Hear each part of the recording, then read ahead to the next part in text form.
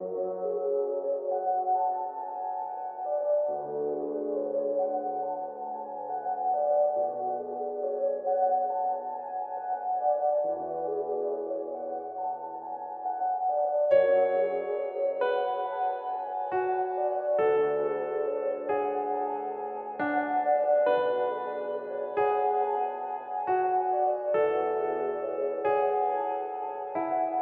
will you say if it's the last day of someone we pray to be always safe?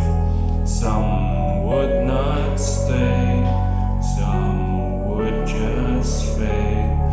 We build their graves with the time they pay. Do you even realize all the time spent with them? Time goes forward and not backwards, and also it would never end. A lot of us listen, cherish memories or some moments in our life. We always live once and our life is just a rent. While some of us are still alive, we should do the best we can, since we do not have enough time to see where our days just went. Cause it depends on each other's affection or commitment to make them happy or fulfill their daily needs. Also spend everything on them. When they ask something, you would always send. What they want is what you meant, and what they see is what you learn. But I am not writing this verse or this song just to offend. It's just what we should always try to understand their intent. Learn to hear, not the trend. All we need is comprehend. Not just your read, don't believe when others tell you or bend. Others subjective or bother their beliefs since they descend. Listen this to fall or leave us all, that's what I should have meant. What will you say if it's the last day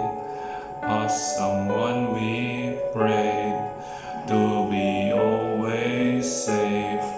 Some would not stay, some would just fade. We build their graves with the time they pay.